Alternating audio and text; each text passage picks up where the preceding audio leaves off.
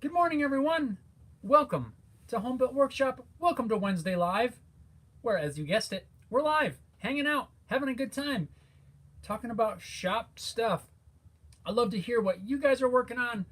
We'll get into what I'm working on. You may have seen it in the thumbnail. I'm not sure how it shows up on your end, but we'll get to that shortly. Right now, we're enjoying some hot coffee, getting this live stream started. I hope you're off to a good start for the day or a good end to the day, depending on, well, where you are in this world. Either way, I hope you're doing great. So, let's jump right in. I want to hear what you guys are working on. What kind of projects do you have in the works? What's on your workbench, I guess let's call it. As we get settled in for an hour or so to hang out, talk about shop stuff. It is a nice day here. It's, I don't know, not too breezy at the moment. Yesterday was kind of windy, but we're off to a good start, and I think it's going to be a pretty good day. Dastardly Dave's here. Dave, what's going on? Dave says, sup all. Sup, Dave? What are you working on this fine Wednesday? Hope your day's going great. Right on. Yep, we're just getting started. Just getting into this hangout session, or whatever we want to call it. Yeah, so what's on my workbench? Let's see here. If I can be very careful.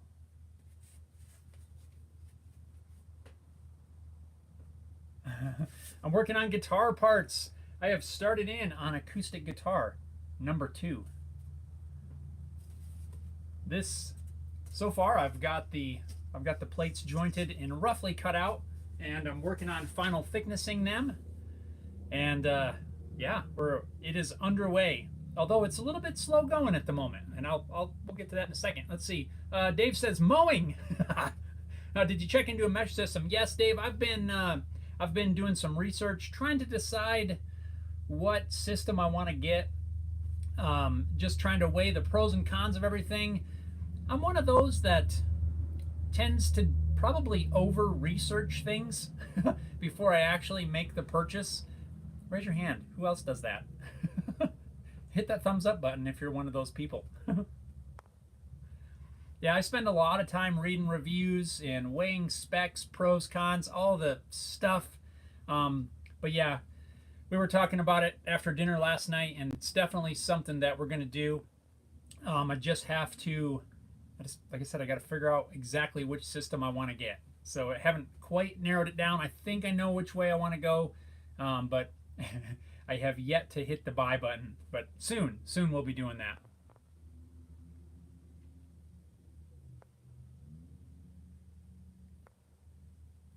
Mike says, yeah, so another template? Another template for the guitar? Is that what we're talking about?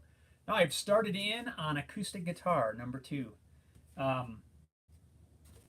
What we're working on here is, let's see, let's go with this. I got to be careful because I got some still wet CA glue on here. We've got ambrosia maple back and side set.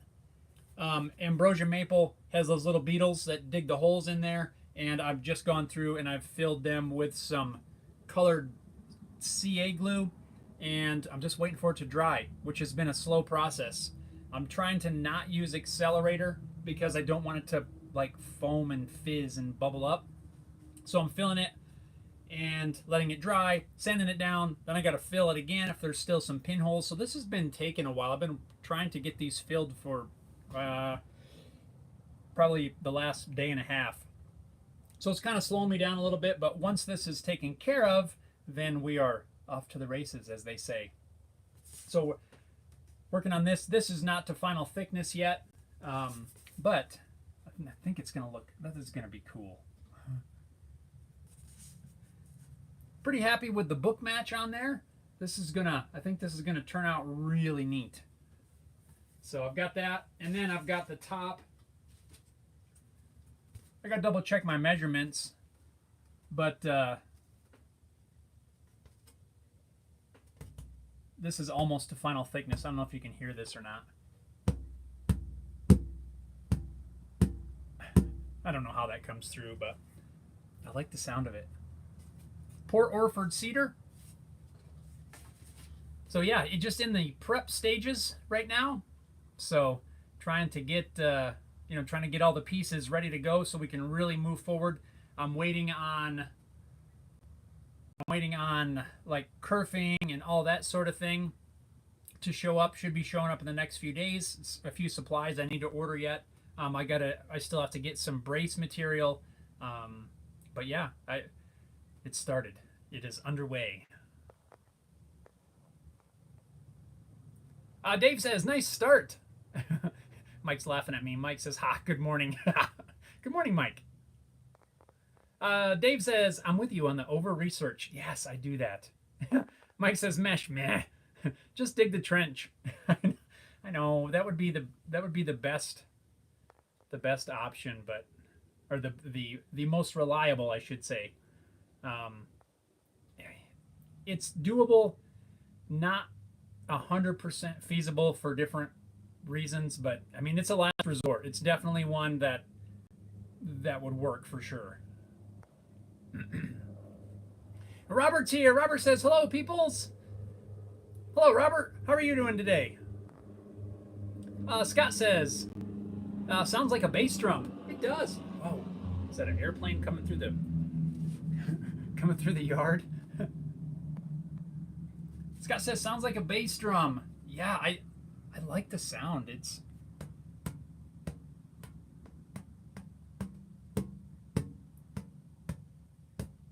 of course it's not, it's not under any tension from braces or anything, but yeah.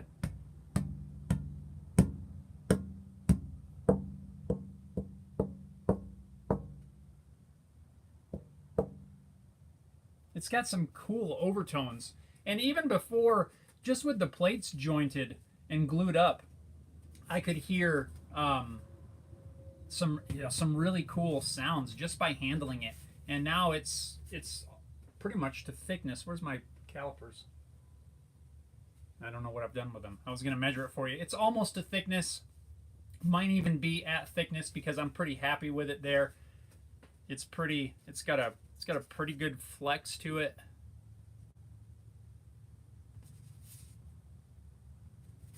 So far, I'm happy with it.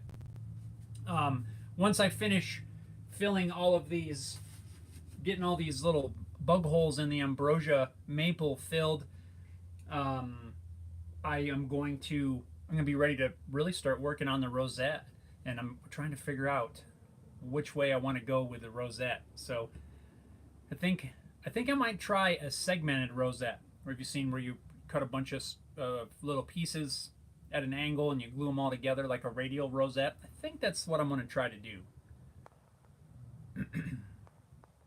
Mike says, and better bandwidth. Yes. Yep, I do agree with you. I am not at all disagreeing that the darn cable would be the best way to go. Robert says, the wood looks good. Thanks, Robert. Robert said, pulled an all-nighter playing games on the computer? Oh, so dragging. I was dragging a bit yesterday. Not last night, but the night before. My daughter and I slept outside. We have hammocks. Then we just put up hammocks and like to sleep out there when the weather's nice. And we did. And for some reason, I did not sleep well. I kept waking up, and first it was too hot, and then it was too cold, and yeah, it's just. But yeah, I was a little dragging yesterday, but I think I got caught up last night. Robert says at the back or the top. This is the top. This Port Orford cedar. The back is this ambrosia maple. I'm just waiting, like I said, for this CA glue to dry in these holes, and then I'll finish thicknessing this, and then it's onto the rosette, like I said. I've also done the same. I've got the sides here as well that I've put some CA glue in there, waiting for it to dry. No accelerator. I don't want it to bubble. And yeah, this step is this step's taking a little bit of time. just like I said, because I'm waiting for that CA glue to dry naturally. So I'm not trying to hurry the process, because if you've used accelerator on CA glue, sometimes it can kind of bubble, fizz up, and I don't want that. Another thing that I've noticed is it'll form a skin on the top. You guys have probably, if you've used the CA glue, you've seen this, I'm sure. It'll form a skin on the top, and down below won't be dry yet. So what happens is, if I'm running it through the drum sander and everything feels dry to the touch, once you sand that top layer, it gets down into wet CA glue, and then that builds up on my sanding drum and it clogs up the paper and basically ruins it. So I'm letting everything dry naturally. The only downside is it's taken a lot of extra time. And oddly enough, our humidity here has been a lot higher than it normally is, so it's taken longer to dry. At least I'm thinking that's why, because usually it doesn't, a couple hours and it dries. Now I'm having to let it sit almost the entire day before it's actually dry. But oh well, once we get this process done, then things will be able to move along a little bit quicker. I just want to be cautious this early in the build to make sure that I'm doing everything as best as I can to do it right.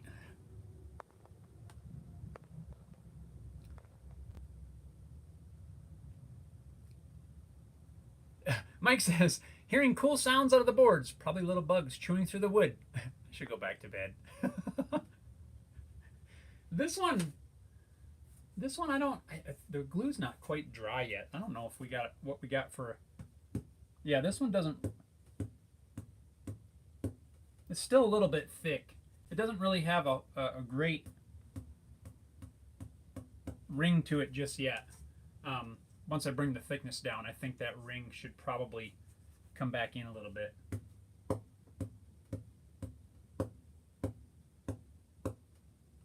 It does ring, but I think it'll ring a little more once it's thinner. Hopefully. I'm still trying to build that ear for listening to that the tone of it. So I wouldn't say I'm an expert on that one yet. Robert says, cool. Dastardly Dave says, patience will pay off. That's what I'm hoping, Dave. This early in the process, I don't want to rush anything. I want to try to get everything as well taken care of as I can. Because, like you said, patience will pay off. I want to do it right now. I don't want to try to rush through it, and then later on down the line, I find that I have to spend more time, I don't know, maybe filling holes once the side's bent. To me, that seems like it's going to be a lot harder to sand it out. So I just want to do it the right way now, and so I don't have to mess with it later. Robert says, you're going to be using spruce to make the braces out of. I've been up in the air as to what I want to use. I probably will use spruce. I have a few pieces left from the first acoustic build, but I am going to have to get more material. I might run out to my local lumber yard after we're done here and see if they've got anything out there, any sort of spruce I could use for braces. I've kind of been going back and forth as to what I want to use for the kerfing. I know I'm not at that stage yet, but for the kerfing, I'm going to use what is that? Spanish cedar. I'm using Spanish cedar kerfing. I love the smell of it, and I've thought about maybe using that for the braces, but I'll probably just stick with spruce because, well, I know that's going to work fine. I just got to get some. So yeah. I also have. Oh, hang on. It's way over here. When I cut out the rough shape of the Port Orford cedar top, which also smells good too. I think this guitar is gonna, at least it's gonna smell good. I've got the back strip. That'll get, well, let's see, it's gonna get glued on back here. That'll get glued on here. I've got the back strip all cut out and sanded ready to be glued on. Actually, I probably could do that as soon as I'm done thicknessing the top. But and I also think that I have the head plate already picked out. I'm noticing that after doing this process once, I can kind of look ahead as I'm using scraps and different pieces of wood. I'm finding pieces easier. So I'm thinking I want to use some elm. I think I want to make the rosette out of elm. I might make the binding out of elm, maybe some purfling. But I found this piece that after resawing it, I think it might make a kind of a cool head plate with the sapwood down in there. So I might do an elm head plate. I'm kind of thinking elm for most of the accent pieces. I used spalted maple on the first build, and I'm thinking elm for this one. Kind of cool. I think that might be kind of neat, running right down the center of the headstock. I don't know. What do you think? Would that be cool?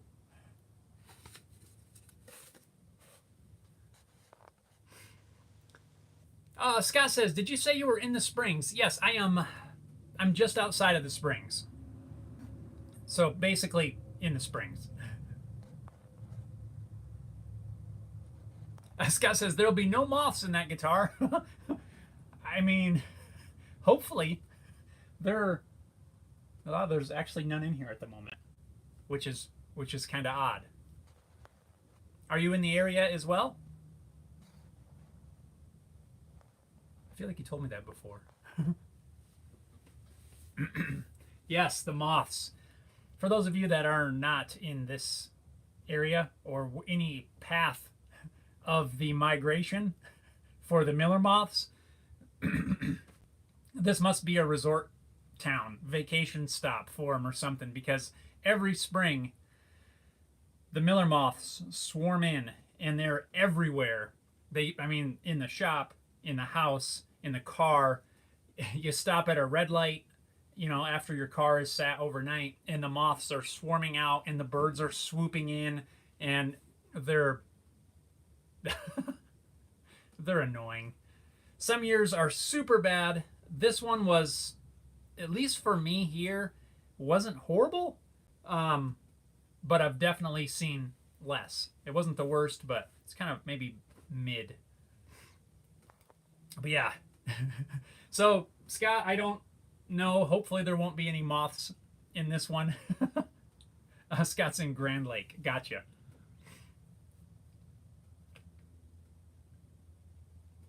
Yeah, the old Miller moths. My daughter can't stand them. So anytime there's a moth around,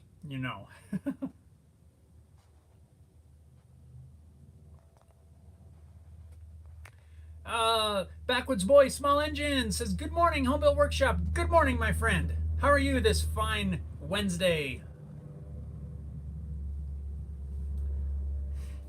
Robert says, the headstock, at least on camera, looks close to the Port Orford in color and grain. So yeah, it would look nice. I never thought about that. It is sort of similar. So yeah, you're not wrong. This is a little more tan, and this is a little more brown. I don't know if I can't really find an angle of the light, but yeah, they are similar. Very earthy tones, maybe. Would that be what you call it? So far, I'm not 100% on the color of the cedar. It's, I don't know. I like the spruce. I like the nice white color of the spruce. I think this is definitely going to have a different look. And yeah, I think it will be more earthy. Yeah, and I think that would look kind of cool. I do know the color that this elm turns when there's a finish applied, so I'm thinking that might look cool on there. If I do binding out of the elm with maybe a maple purfling is kind of the way I'm leaning. I kind of want the maple to bring a little bit of the lightness, because this cedar is kind of earthy colored, as well as the elm, but that's kind of my thought. So kind of probably maybe elm binding with maple purfling, elm rosette with maple purfling, and then I'll do the headstock. Set that down before I break it. Do the headstock with the logo inlaid with a maple purfling around it. That's what I'm thinking. So I'm kind of thinking the maple, really thin maple strips, just to make it, just to give it a little bit of lightness. I don't know if that, that's my thought anyway. But I'd love to hear what you guys think of my choices, because I'm not 100% sure on that. But that's one of the for me, being this is my only my second one, there's so many choices in wood that it's quite hard to determine what I want to use. So I keep going back and forth. I think I have elm that I can cut for binding, which I think would be cool. But yeah, that is my color palette that I'm thinking of. But I'm open to suggestions or concerns.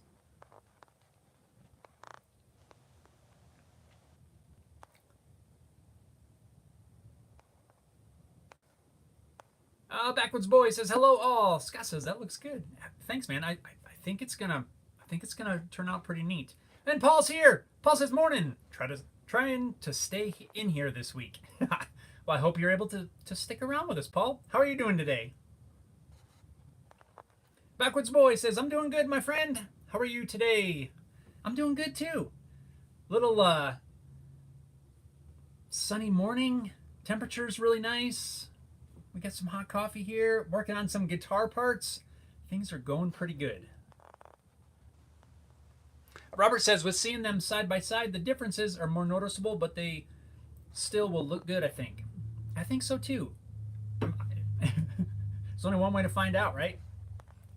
Backwoods Boy says, I like the maple. You like the little strip maple purfling idea? Scott says, what you want is superior tonal quality. Yes. Well, I mean, I kind of want it to look good too, but but I guess if it sounds good, ah.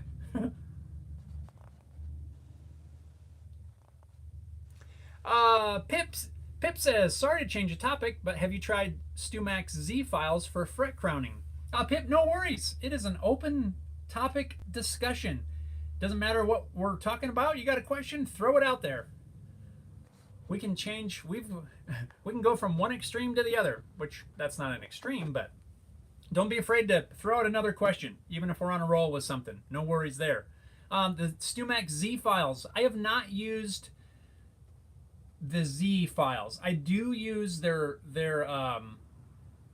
regular fret crowning files, the ones with the little red handle and it's two-sided, but I haven't used the specific Z file, the ones that they sell as a Z file.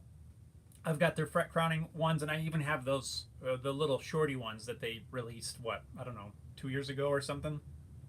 But I have not personally bought the Z ones. But I've watched demos and stuff, and I see, I've heard no negative feedback on any of those. I just personally haven't used them. I'm sure they work just fine. Scott's here. Scott says, hey there, a little late, but actually made it. Right on, Scott. Good morning. Robert says to Pip, I've used the Z file and it works fairly well. Dastardly Dave says, safety Z file for the win. Right on. Yeah, I might have to order some of them up the next time. Hopefully I don't need to order them for a while because, well, you guys know they're not cheap. And when I need to replace one, I might try the Z. It's my understanding that you have to flip it, right? So you file it one way and then you got to flip it the other way. I'm not 100% sure how I feel about that, but I might be wrong. Maybe you don't have to flip it. Do you?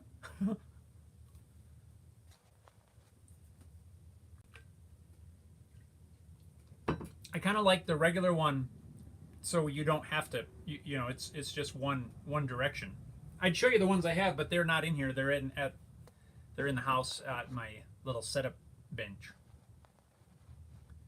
Because I don't do a whole lot of the fret work out here. Usually I take that inside where I have a little cleaner, sort of organized work area.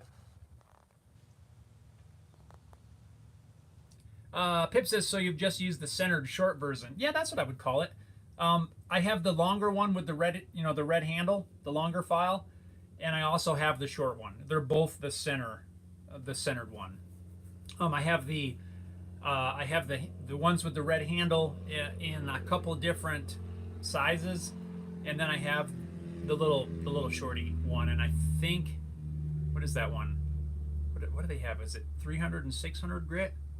I think I have the 600, or is it 250 and 5? I can't remember. I don't have the coarsest one for the shorty. I have the higher grit one.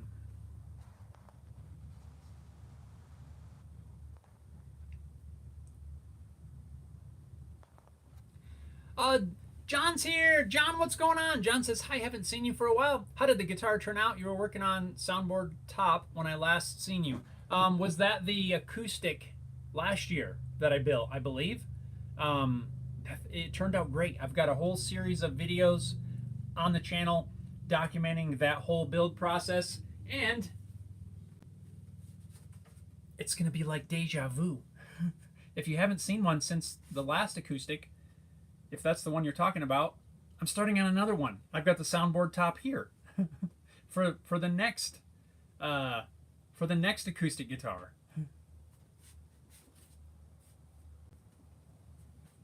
But yeah, the first one turned out awesome, and it is now my favorite guitar. I've even got one of my actual acoustics, like my store-bought acoustics. I've got it posted up for sale, trying to move it along because I won't play it anymore, which is very rare. I don't oftentimes sell my own personal guitars, but that's one that I'd be okay with if it leaves. Pip says, I'm looking at that, either 150 or 300 grit, probably 300. Yeah, that's it, 150 or 300. I have the 300. I didn't think at the moment that I needed the 150, and so far the 300's been working just fine. I do like that shorter file because you don't have to worry about the handle hitting stuff, especially if you're working on the frets that are over the body. Not having that handle on there is kind of nice. Robert says, I've only used it once on my one kit build, and I do not remember just how it worked. Old guy issues on memory. I have the same issues. Pip says, cool, thanks. No problem, Pip. Let us know if you try some of the different ones. Let us know how they work out. It's always helpful to be able to share our experiences with each other, so that we can get good ideas of tools that we may want to buy, or if we're looking for something new. Because I haven't tried every single one, and I don't know any of us who have really tried every single one. So that's where it's cool to be able to talk with each other and figure out what works well for you. Might be something I can we can all learn from, that sort of thing. So let us know. But for right now, I'm not planning on having to buy new crowning files, hopefully, for a while. But if I did, I probably would. I'd probably get the short ones again.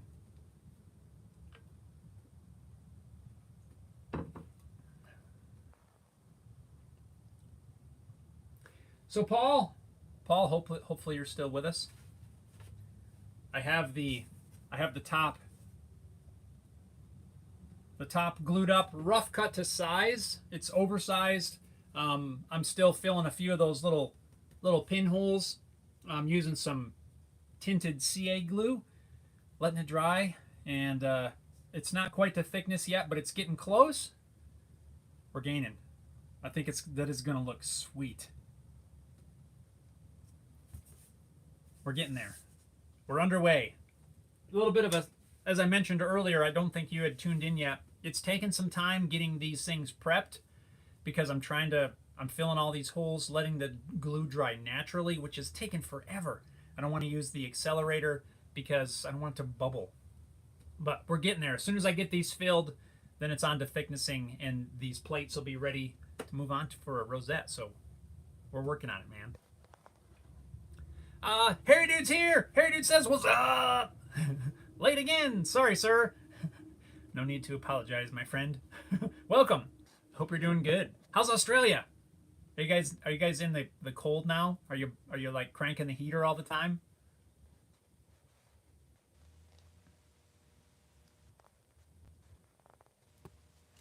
Let's see. Robert says, I tried using one of those fret files that is square, has a groove cut in the center with the file cut in the groove. I did not like that one. I have used, I'm trying to think, did I have one like that? It sounds really familiar.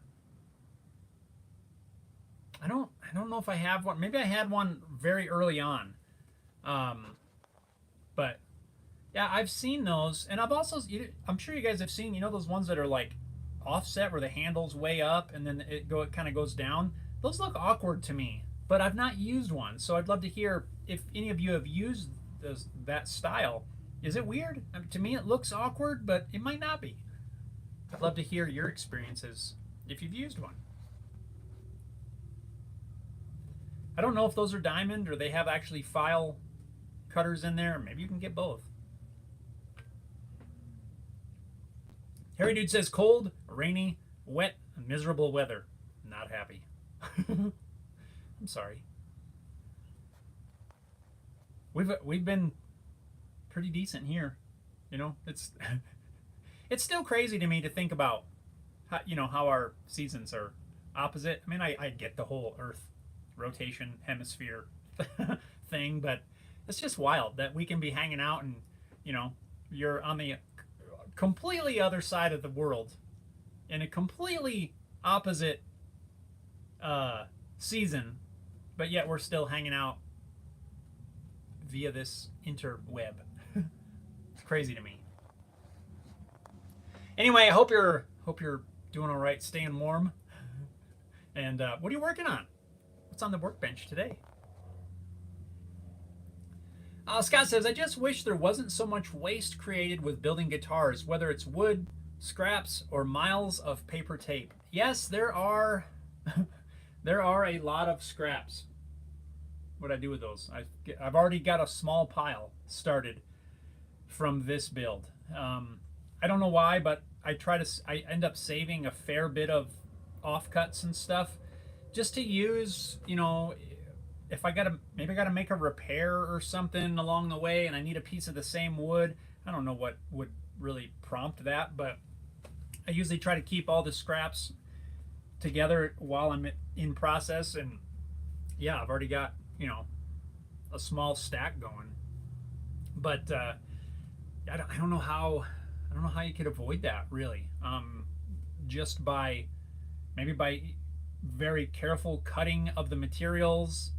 But yeah, there's always, with any project, right? There's always gonna be scraps, offcuts, and things. It doesn't really matter what you're making.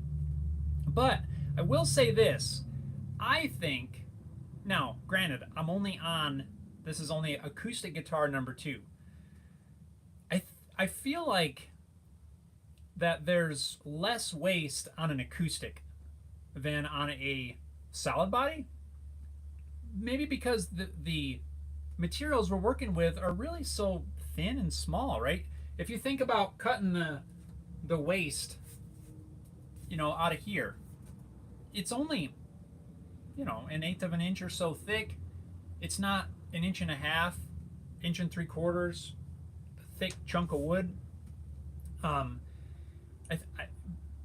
feel like you're going to get less from an acoustic than you will with a solid body electric. But yeah, there's still, I totally understand what you're saying. But really, I think it just comes down to, you got to be really careful with your planning and with your cuts.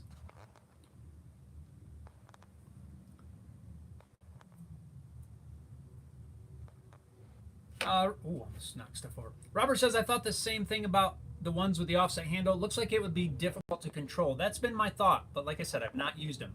Harry Dude says, I have the offset StewMac crowning files, the old style with the file teeth, not the diamond.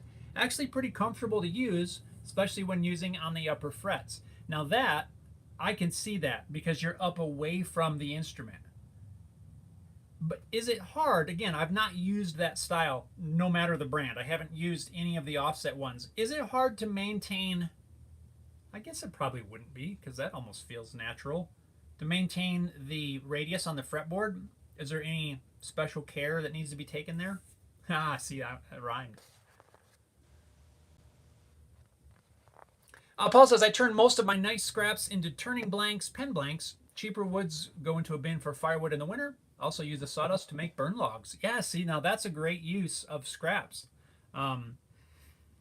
Yeah, you know, repurpose them. What can you do? Do you glue up a whole bunch of, you know, a whole bunch of them to make pen blanks and stuff? That's an excellent use. Paul says, nice glue up on the back, matched up very nicely. Yeah, I think it turned out really well.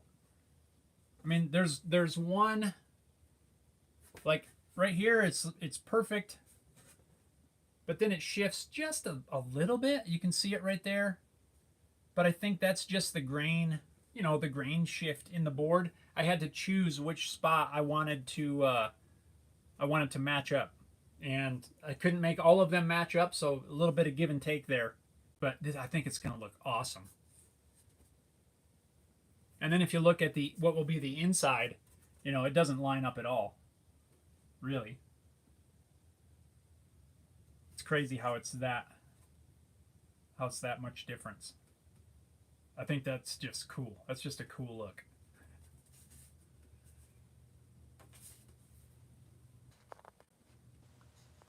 Dastardly Dave says, basically you level the frets, mark them with a Sharpie, then use the Z file, flipping every once in a while. The goal is leaving a slight line, leaving your leveled top. Yes, you want to always, no matter if it's a Z file or not, you always want to have that Sharpie, that little fine Sharpie line, so you never touch the top.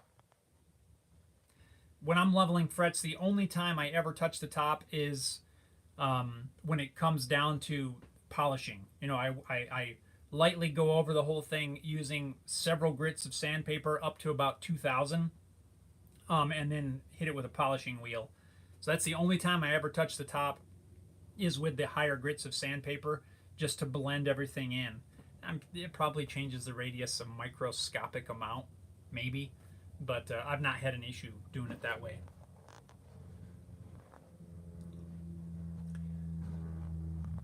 Let's see here.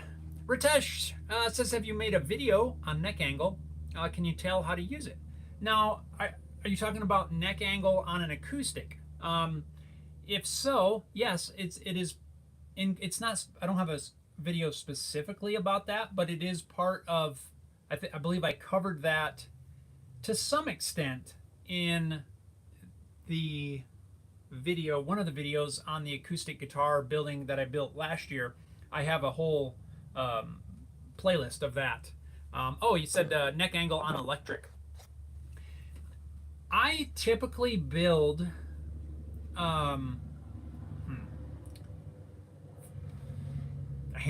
Fender style necks, and there's not much of a neck angle on that.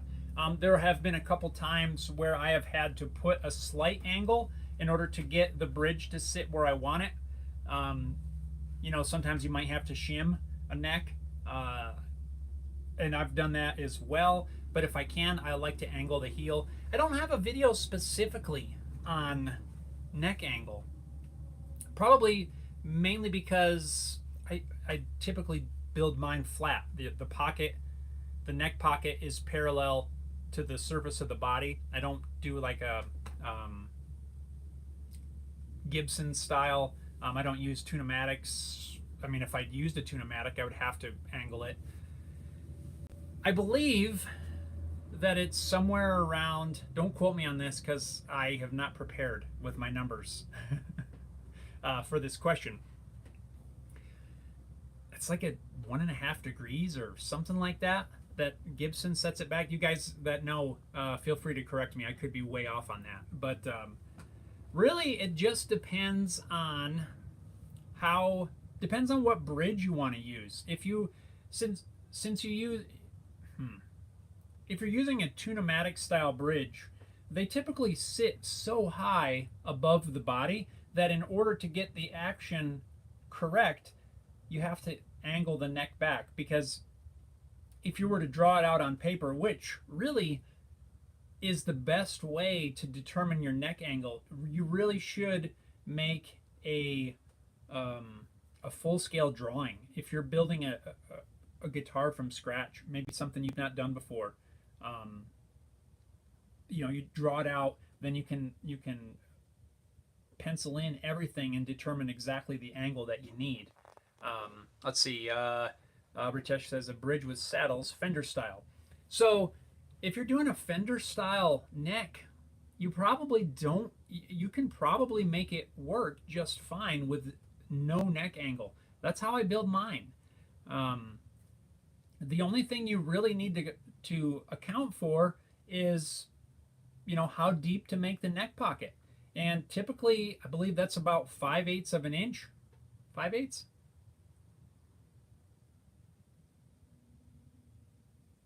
Yeah, I think. Now I'm second guessing myself because I don't have my templates nearby. I'm pretty sure it's about 5/8 of an inch. If you do a 1/8 in 1/8. I'm trying to recall all these numbers from memory.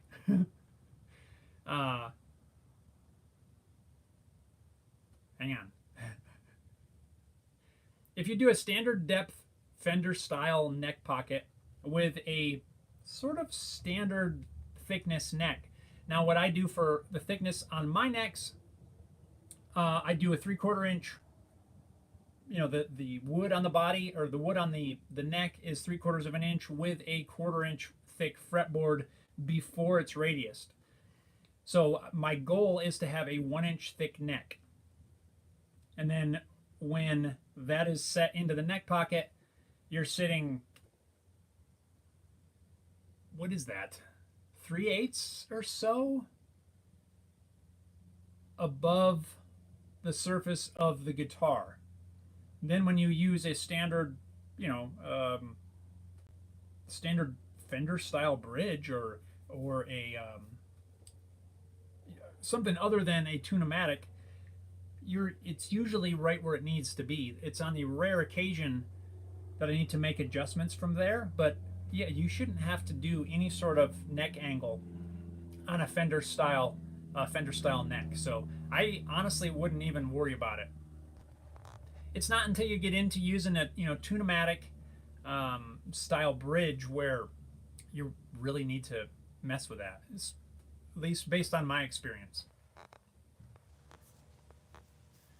So Ritesh, I hope that helps. Again, Fender style neck pocket, no neck angle required. Robert says, I watched a video a couple days ago where a builder removed all the frets, then used a Dremel in one of the router bases with about an 1/8 inch flat bottom, cut grooves, then used bone for the frets. Ooh, man, wow. That sounds like a lot of work. Pip says, don't need an angle on a neck for Fender style, but you can even do no angle on Gibson if you don't mind recessing the bridge to Fender height. Yes, you are absolutely correct. Yeah, you want to cut a little recess to sink that bridge down. No neck angle required. Be blessed. What's going on? Be blessed says, have a good day, been busy. Goodbye. Oh, right on. Well, glad you could stop in for a moment. Hope I didn't miss. Uh-oh, I'm not on live chat. Hopefully I didn't miss some comments there. But anyway, be blessed. Have an awesome day. Scrolling back down. Robert says, be blessed, be safe, and stay healthy. Right on. I second that.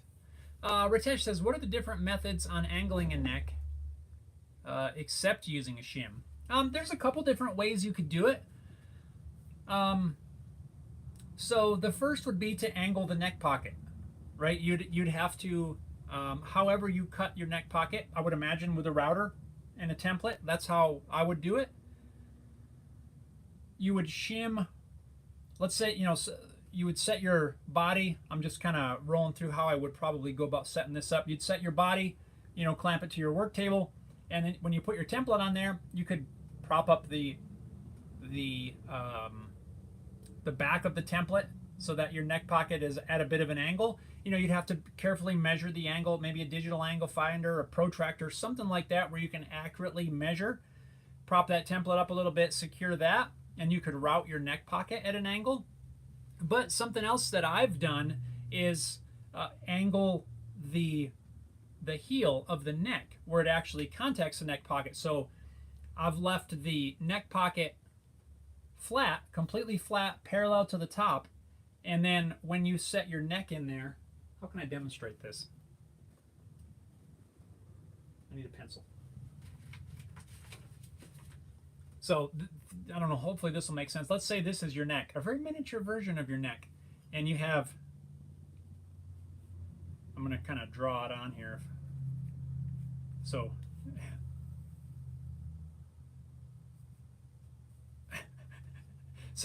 so let's say this is your neck, this is your heel, then it gets cut away for your actual neck up here, headstock.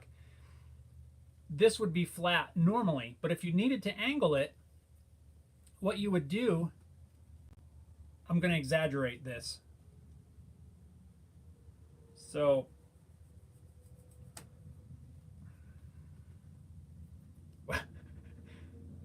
what you would do is sand an angle kind of like this, which would then let your neck sit angled back. Hopefully that makes sense.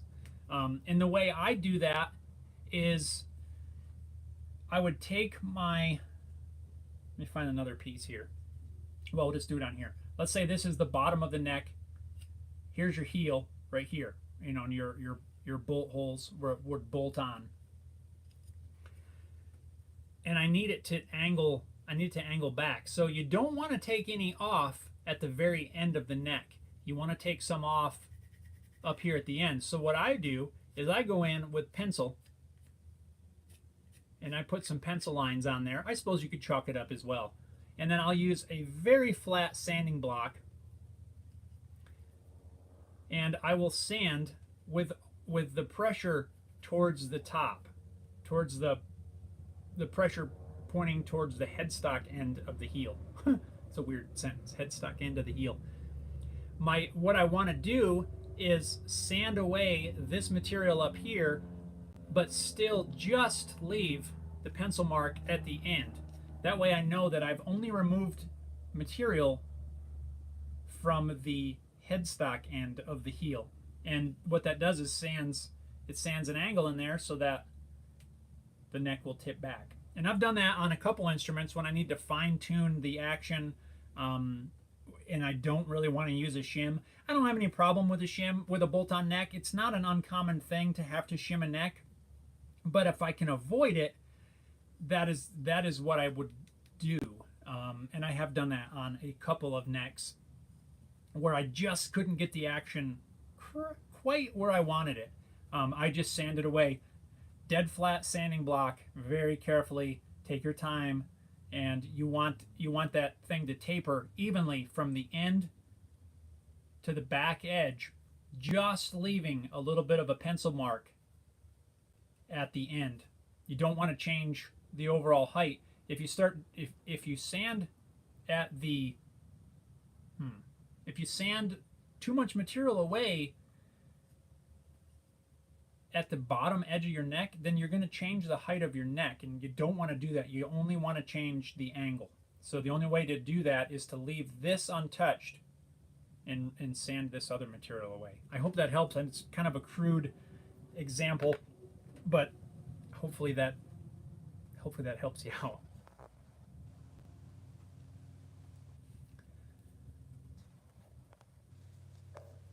So yeah, so really two different ways.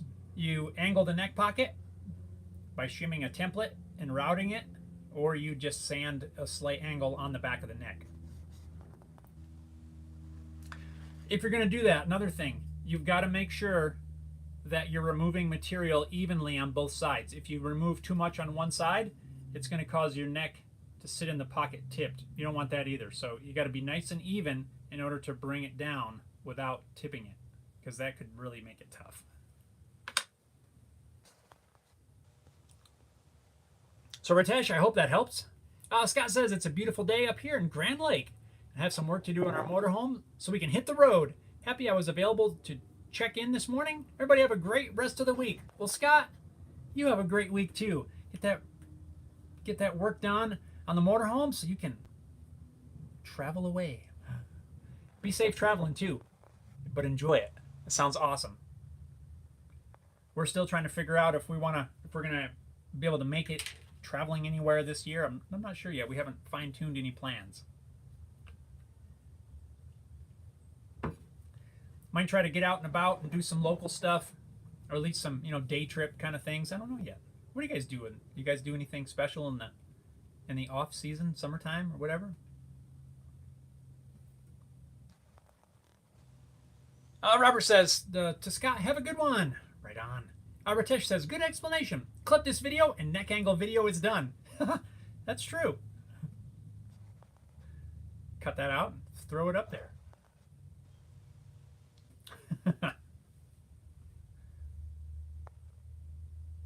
Scott says thanks. Right on, Scott. Enjoy, my friend.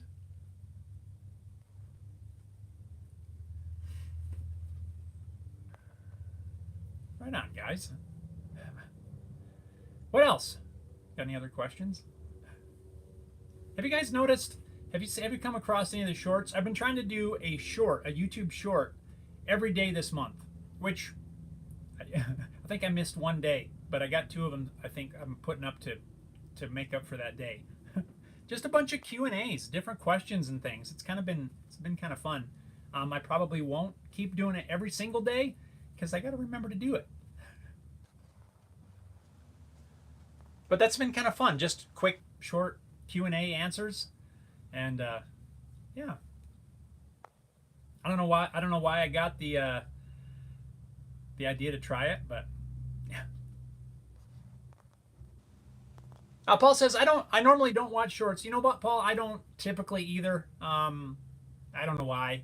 I'd rather watch the long form. But yeah, I don't typically watch shorts, but it's just something that I just wanted to experiment with. I've been hearing some people have really good luck with shorts, and I'm like, well, let's just try some stuff and see.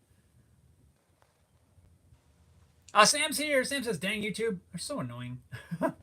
You didn't get the notification again? Dang it. You still made it, though. Welcome, and good morning. Harry Dude says, you don't record a batch at a time? I do, actually. I'll do 4, 5, 6 of them, and that way I have them. But the process is kind of weird. So I record them on my phone, and then of course I have to upload from the phone, so that takes some time. Then I go in on the computer and try to add some tags and description and all that. But yeah, it's been kind of fun though. Ritesh says, how many hours do you spend Luthering guitars? Well, really, it depends, and that's a hard question to answer for me, because I am not 100% of my time building or working on guitars. I do a lot of other projects, and building guitars is just one of those projects. But like right now, I'm just getting started on this acoustic guitar, and I imagine that by the time it's done, I will probably have a couple of months of time invested into it, maybe more. The last acoustic that I built last year, it was a process over the course of 11 months. But again, that wasn't 100% of the time, as I was learning. That was a learning build, and I spent 11 months with it in process. That's a hard one to answer, really, because I don't do it full time. If I'm going to if I'm going to do a complete build, I'll probably spend uh, another factor that I'm thinking of right now is most of the time I'm doing it in front of a camera because I'm filming it for video. So I have not done a single guitar build where I just did start to finish where there's no camera involved. So trying to explain things and record it probably double or sometimes even triples the amount of time it takes to do something. So I got to take that into consideration. But if I was going to work nonstop, I honestly couldn't tell you how long it takes me to build because, like I said, I'm always filming. But definitely, you know, I think if I was going to do a solid body electric, no camera, I probably could get it done with finishing maybe in 2 weeks, maybe. But overall, man, that's a hard question. I've never really thought about that, but I haven't built one that's not been in front of a camera.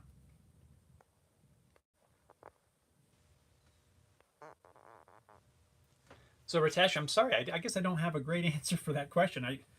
I thought I could answer that, but I don't know. A lot, especially with something like this acoustic that I'm starting. There's gonna be hundreds of hours put into it.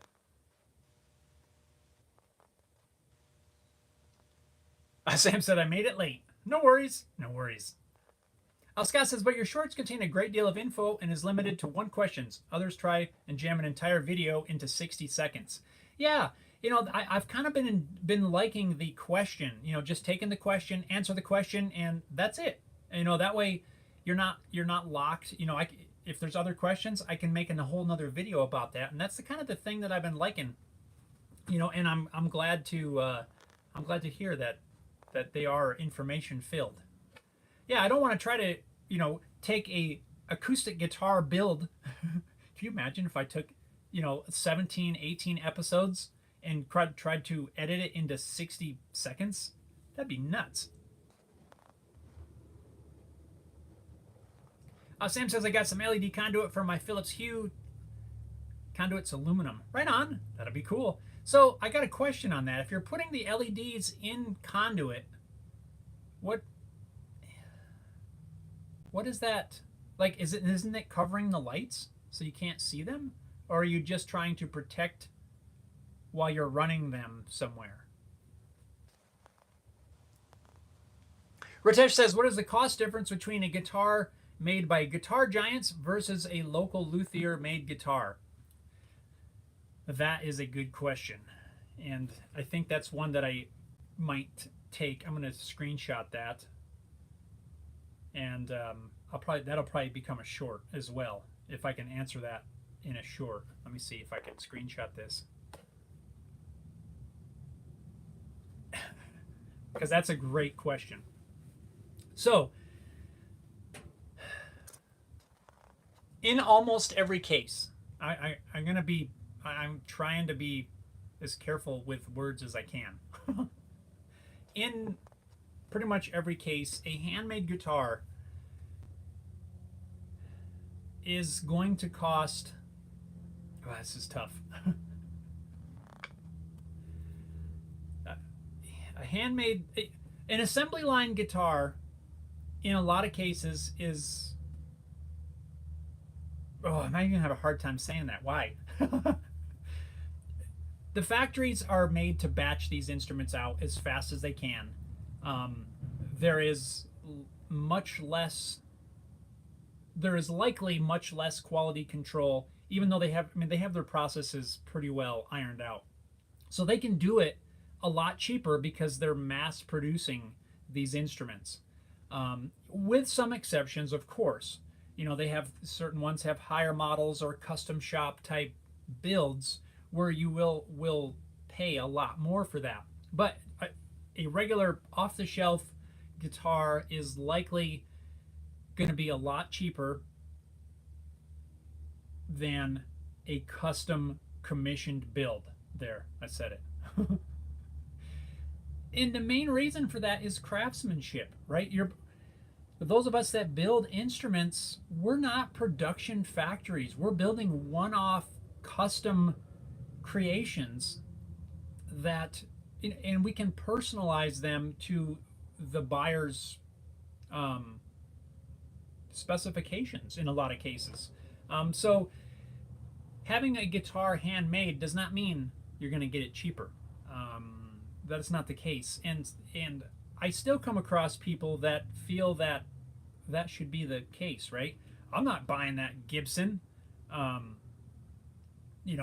I'm going to have the guy down the road build me one, and it's going to cost me much less. Well, if it does, you're probably not getting the greatest instrument, or they severely undervalue their own time.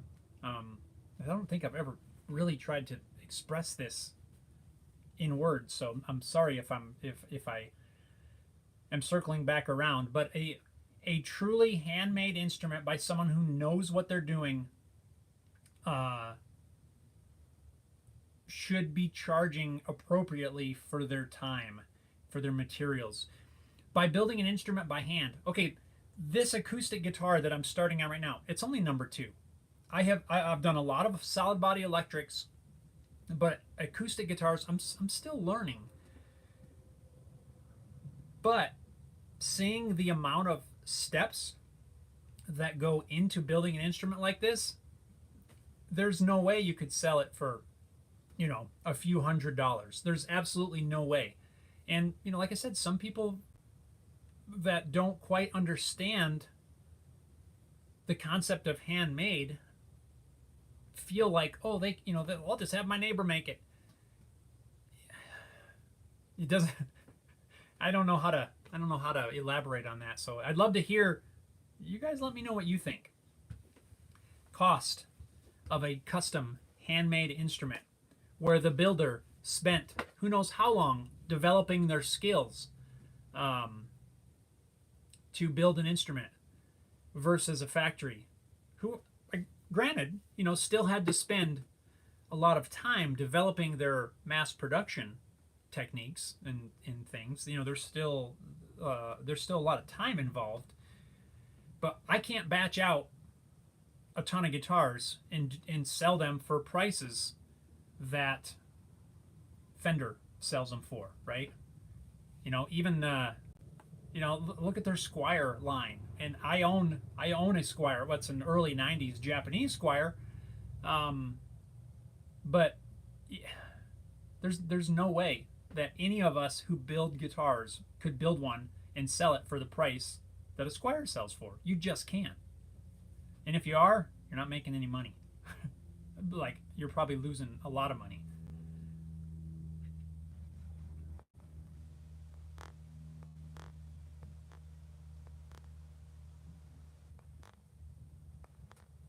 Hang on, I'm getting back to the comments. I'm scrolling back up. I missed a bunch of them here, but I'm coming back to you guys. So Ritesh, that is a great question. Very difficult one. I guess it's not difficult to answer. But handmade equals, I shouldn't say that because it might not always. Most of the time, if you're getting a handmade guitar from an experienced builder, you will get a higher quality instrument than you can get from the guitar store. Sam said with a plastic diffuser. Oh, gotcha. Robert says, if any of you guys watch the videos from the channel for Orbital Guitars, I believe is the name. The guy does good work. His signature on his guitar is a bird shape, spread wings in a circle. I feel like I've seen that. Paul says, I can turn out a standard electric in about 2 weeks. Since I have necks made, I can crank out a standard electric in less than a week. Yeah, 2 weeks, I think, nonstop, no camera in front of me. 2 weeks, I think you could have one done. Sam says the aluminum conduit has a semi-transparent top. Oh, plastic diffuser to them. I got you. Okay, I'm with you. Scott says assembly line also, it's cheaper when batching. Yeah, it is. It's absolutely cheaper. Scott says also, when someone makes their own project or anything else, they use better materials, which increases cost also, whether it's in parts, so much time on the finish, uh, filling, etc. Yes, that is another one. And I would relate that to the acoustic guitar that I finished last winter. Uh, it's my first acoustic guitar. Part of me didn't even expect it to hold together to get it done. There's so many steps in there that are critical. If you make a mistake, it could be catastrophic, and you're remaking a piece or whatever, or maybe even starting over. The fact that I got it done, number one, was um, impressive to myself. Um, but hearing the sound that comes out of that instrument uh, is absolutely mind blowing. I was comparing it again the other day to one of my factory made acoustics. Now, I don't have any super high end acoustic guitars. I probably have, middle of the road, if that, maybe upper beginner level acoustic guitars. I don't have anything fancy to compare it to. I don't own a Martin or anything like that. But comparing the two, it is without a doubt. I mean, when I play the factory built ones, it just feels dead. It sounds dead. It feels dead. And when I play mine, it is night and day difference. Okay, and that's my first acoustic. I think I was talking with Greg from Skyscraper Guitars. Greg is fairly local to me. We have meetups once in a while of local builders, and I was talking to him about that exact same thing. Like, I can't believe that this is my first one and it sounds so good. And he's like, well, you should, because all of the time, all of the attention, choosing the wood, all of the time and attention that you put into it would totally blow away any of the time and attention that the assembly lines put into these things. He said, so I'm not at all surprised that that's what you're seeing. And really, that kind of stuck with me. It's like, you're absolutely right. Yes, the factory guitars, they've got it down. They know how to knock one together and be done with it.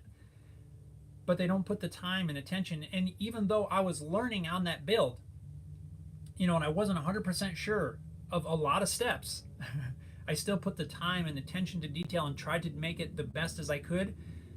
Greg said it the best. He's like, you shouldn't be surprised. You put all that time and attention into it. Yeah. And I think, that's the difference between assembly line.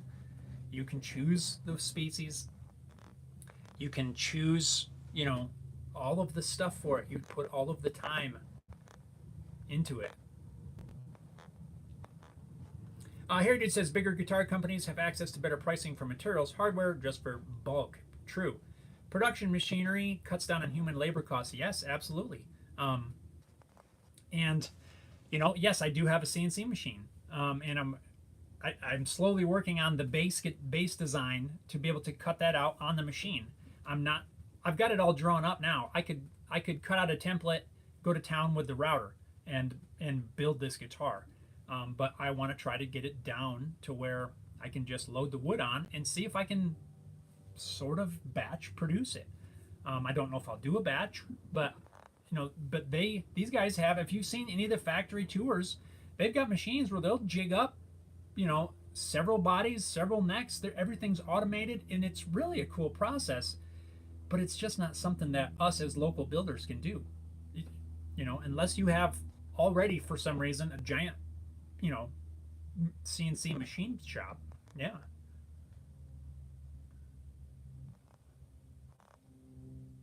Sims, the cheapest single-handed band today is a rubber band. Single-handed band. Oh, single-handed band. I gotcha. Oh boy. Paul says people are cheap. They don't want to pay for steak when they can get chicken. My average price per guitar is $1,200 and up. Yeah, and it's hard. It's really hard to sell stuff because people just say, well, I can go to the Guitar Center and buy a Squire for $250. Well, then you're not the market that that those of us that build are looking for. Really, it's a whole different market. And actually, Ritesh, I think, is kind of expounding on that. Ritesh says, how are local luthiers surviving in the market where every other year we see new guitar giant companies emerging? Ritesh, that is a completely valid question. I think those that build guitars are not solely surviving in a lot of cases, probably in most cases, on just building guitars. There's a lot of people that I can think of that do a lot of other things. My friend Matt is in building guitars. He does repairs probably more than he builds. He does a lot of repairs on lots of different instruments, local repair, and probably if I was looking for a repair guy, I would take my stuff to him here in the Colorado Springs area. But I would do my own really. But if I was somebody else, or I could do repairs, and I do once in a while. But I'm thinking Eric Schaefer builds guitars, but it's not all he does. He teaches courses. Does a lot of other things as well. Sells different things, but it's not just his guitar building. He builds amazing instruments, but it's not all he does. And I would be hard pressed to find one person. I'm sure there's people out there, but I think the majority of them do other things, and not just solely building guitars. Like I said, there's going to be people out there that somehow do, but the majority have other things. I don't think very many of them rely only on their instruments. Because Ritesh, it is very hard. If I had to rely on only guitars that I have built to earn a living, I'd be back at work a long time ago. So it's very hard. Everybody's got to have different other things to supplement, whether it's repairs or a side job of some sort, or you sell plans and parts and all that kind of stuff. But I think the majority of luthiers have some other source of income.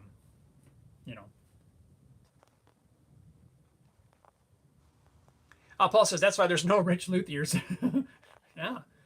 Even there's some that write books, right? They have amazing books, and that is a supplemental to their building. Robert says, and if a neighbor does have their friend's neighbor build them a quality guitar for the same amount or less, they're taking advantage of their friend. Yes, I agree. Anyone that would come to me and say, hey, can you build me this, custom instrument, for $500, you're taking advantage of yourself if you accept it. But you're also, they're taking advantage of you too, especially if they know your skill level. If they're not willing to pay what you're worth, then first you gotta be worth it, right? You gotta put in the good work. Sam says, with YouTube, a 144p quality suddenly? Oh boy. Sorry, Sam. Ritesh says, what are different woods used for making the body of acoustic guitars from low end to high end? Ritesh, like with a lot of things, really the sky is the limit. There are some production model guitars, well, I suppose some people have built with them as well, that uses a laminated wood, like a plywood kind of thing, right? That you could probably get very cheap. And a lot of guitars, lower end guitars, right off the factory line, build them out of plywood. You can use pretty much any species of wood. I say that with a little bit of reservation. Typically the back and sides are a hardwood. The first acoustic I did, I used Padauk for the back and sides with an Engelmann spruce top. This one's going to be maple. You can use mahogany. Cocobolo, walnut. Pretty much whatever wood you can think of, somebody's probably built a guitar out of it. Typically, the top is a softwood, some sort of a spruce, cedar. You can use mahogany, and I've actually got a set for a guitar that I want to start on once this one's done. I want to do mahogany back, sides, top, neck, everything. But really, it's as a builder, if you're building the instrument, you have access to every single species of wood that you can possibly think of. But also, you could get a plain piece of maple. I don't have one right here. A plain old piece of maple and build your stuff out of. Or you could start getting into, you could get ambrosia maple. You have access to every grade of wood imaginable. Quilted maple. And the same thing goes for the top. You can get the, what do they call them? 1A spruce tops where they're like amazing grain, or you start getting lower grades. You have access to all the different things in there. So if you want to try to do a little bit lower cost one, you might go with more common, cheaper pieces of wood. Or if you really want to go all out, you go and you buy the highest grade rated wood available, and the sky's the limit. Pretty much any sort of wood you want to use. But typically the back and sides and the neck are made from a hardwood. The top is typically made from a softwood, like I say, a spruce, a cedar, something like that. Pip says, Ernie Ball has machines working at night when the lights are out. Yes, that's another thing, right? When you have these assembly lines, and I'm not knocking on them. I spent 20 years in a production facility, where the goal was to turn out the widgets, right? You got to get these things off the line and out to the customers. So I definitely have that production. I understand how production works. And when you have the machines that you load in a blank of wood and it just does the thing while you're off doing something else, that is an incredible way to do it. It's just not feasible for those of us that build by hand. Or mostly by hand, I guess. Ratesh says, saw a video of some big review channel about Harley Benton making better guitars at low cost. Do you think they make paid good reviews? Or if not, then are they making such quality instruments? I have not used a Harley Benton parts, kits, or something. I don't even know what all they sell, to be honest with you. I thought that Harley Benton was mainly a kit manufacturer, and I have heard that their quality has improved. Although, like I said, I've not used them. I don't know anything about them, but I have heard that it's getting better. But I don't know what it was to begin with. So, again, I'm not familiar with them. But as far as I know, they're a kit guitar place. I could be wrong. You guys correct me if I am, but I don't know. I don't know if they do paid reviews. I know I've seen a lot of people talking about them, but I am in some kit building groups and guitar building groups. I don't know if they do paid reviews or not. But I do know if you're watching a video and they have paid you to make that video, according to YouTube rules or whatever, you're supposed to disclose that. So if they are not disclosing that and they have been paid by Harley Benton, then that is, I do know that that's in violation of the YouTube policies. So I would hope that they're not doing that. Paul says, gotta go. Have a great week. Right on, Paul. Have a good one, man. Yeah, I gotta wrap this up here too. We are well over the time, but that's okay because this has been a great conversation. Robert says, don't forget to click the like button, everyone. Yes, hit that thumbs up before we sign off. Robert says to Paul, have a good one. Sam says, do you salvage items that are possibly fixable and handy from workable skips, aka dumpsters? See, I'm with you. I know what you're talking about. I have before, yes. Especially, I just mentioned that I worked in the production corporate environment. I used to bring stuff home all the time. I mean, from pallets you know, broken bits and pieces from whatever it is, you know, I got permission, of course. But yes, you know, anything I could salvage. We had a big giant dumpster there, so and a lot of times I would have to take stuff out there, and I'd find good stuff, set it aside, and bring it home. I haven't done that in quite a while because I don't have great access to, you know, a lot of stuff like that anymore. And I definitely don't go out on dumpster runs. But yes, I totally have brought stuff from the trash home that I could repurpose or fix, you know, to use for other things. Yes. Harry Dude says Harley Benton does produce full finished instruments. Interesting. I did not know that. Yeah, I don't know anything about them. To me, like I said, in my mind, what I know of them, they're a kit company, but apparently they're not. So I don't know. Pip says many YouTubers make money off reviews. Cheap stuff sells. It's in their best interest to hype things like Harley Benton up.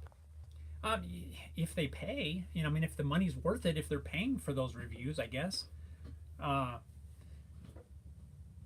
But yes, I've seen a lot of those videos. I bought the cheapest whatever off Amazon, and it's got, you know, 46 billion views, or, you know, some astronomical number. Yeah, and you know, I've done some stuff like that myself. Not with the cheapest stuff, but you know, where companies send you stuff, and you know, it's not something I'm not against it at all. It's just got to be the right things. I try to, you know, I get contacted all the time about, will you promote our shampoo? It's like, have you seen me? Number one, I'm not a shampoo channel, but number two, have you seen my head?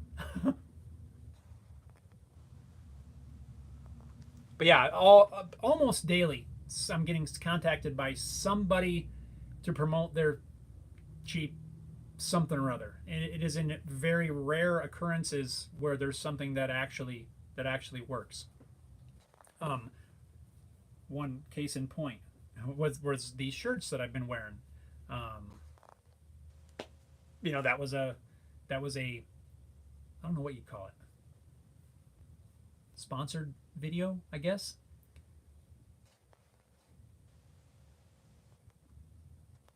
Sam says, could you get a 1,000-inch TV in your backyard? Yes, I could. A 1,000-inch TV, that'd be kind of crazy. Pip says, well, in many cases, it's YouTube that pays. Doesn't have to be Benton or whoever. YouTube pays based on ads, you know, their ad revenue. So I guess, yes, you know, if you have a video where you're promoting the cheapest whatever on Amazon and it gets a lot of views, yes, you know, you're getting paid for the ads shown on that video. And that's why you know, everybody wants to try to do those clickbaity ones, because the more views you get, the more you make. But it's not, it's kind of weird. YouTube isn't paying you because you're reviewing the Harley Benton thing.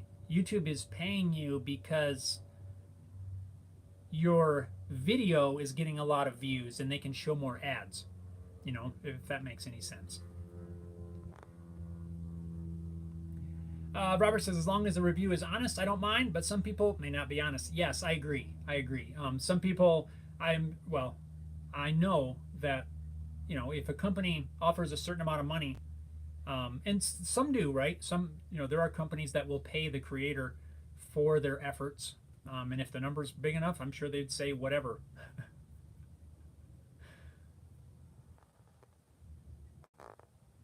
Sam says, every website is full of advertising now. Yes. And do you know what, in my opinion, is the worst? The dang cooking websites.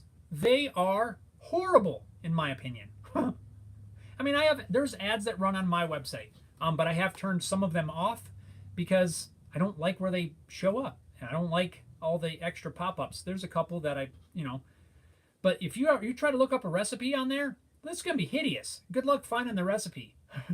It's going to be way down at the bottom, and you're going to have to scroll past tons of videos and tons of pop-up this, that, and the other thing, and they are absolutely terrible. I mean, but unfortunately, I use them a lot. There, rant over. Harry Dude says, cheapest crap on Amazon. See affiliate link below. Well, I mean, really, that's why they're doing it, right?